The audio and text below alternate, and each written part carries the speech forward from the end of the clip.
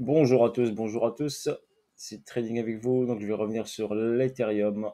Donc l'Ethereum, comme je vous l'avais dit, il faudra surveiller les 1293 et rester fortement de les casser. Donc c'est le cas, il est venu passer sous les 1293.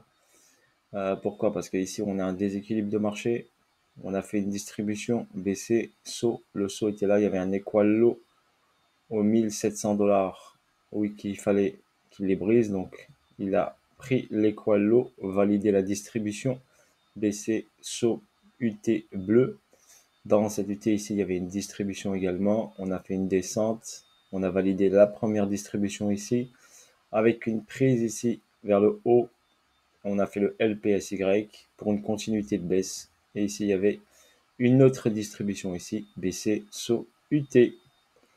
Et on est venu descendre vers le bas. Donc la zone importante qui était là, pour moi, c'était la zone importante ici des 1293. Il était obligé de passer en dessous.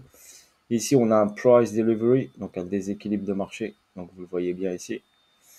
Et la zone intéressante que je vois bien, c'est 915 et 550. Donc dans cette zone-là, ce qui validerait le deuxième saut ici, bleu.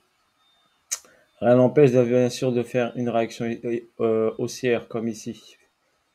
Parce que normalement, quand on casse une fois une distribution, on fait un sursaut.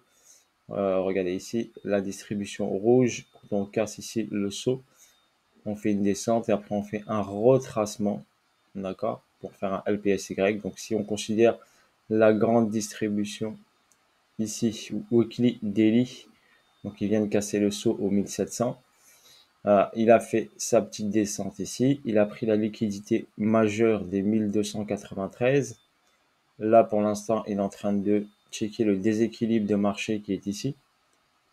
Rien n'empêche, bien sûr, après, de faire, bien sûr, un sursaut pour faire le LPSY de la distribution bleue. Voilà pour votre information, ce que personnellement, je vois sur l'Ethereum. On avait l'ancien ATH ici qui était aux 1440 $. Donc, on est passé en dessous des 1440 $. Ce niveau en trading, on appelle ça un market shift. Donc on est passé sous le market shift.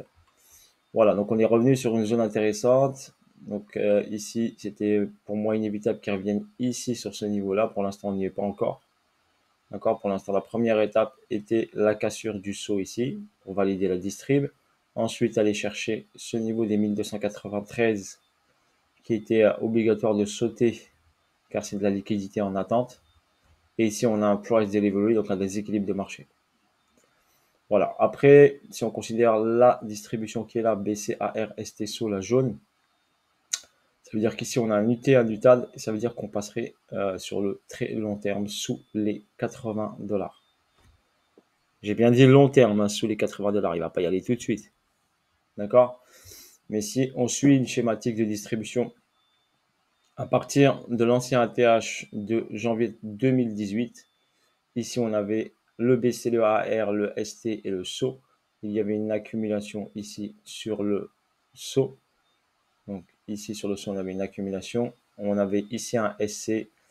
D'accord? Ici, là, on a fait ni STB ni Spring. Donc possibilité, bien sûr, que Ethereum passe sous les 80 $ sur le long terme. D'accord? Pour l'instant, on n'y est pas. On est sur ce price delivery. Donc là, le déséquilibre de marché débute commence sur les 785 $. Donc possibilité pour qu'ils checkent le déséquilibre et reviennent sur les 780 $ ou carrément sur les 551 $. Et moi je dirais cette zone-là. Donc après, à voir, on va pas se projeter tout de suite. Pour l'instant, les deux niveaux importants ont été fracturés. On est passé en dessous. Il a validé tout ça. Je vais vous les montrer ici. Donc ici, j'ai une figure harmonique que j'avais tracée. Tac, tac, tac. Tac. Oh, je l'ai mis où? J'ai dû la mettre quelque part ici. Voilà. Donc là, voilà, sur l'Ethereum, j'avais tracé une figure harmonique sur un graphique de l'Ethereum comme sur le BTC, où j'avais un cipher, d'accord, avec un BC, un AR, un ST. Donc si je suis ici ma logique jaune ici, BCAR-ST, c'est une réaccumulation de type daily. Donc ici, avec une réaccumulation BCAR-ST SO, on doit chercher ici cette zone-là.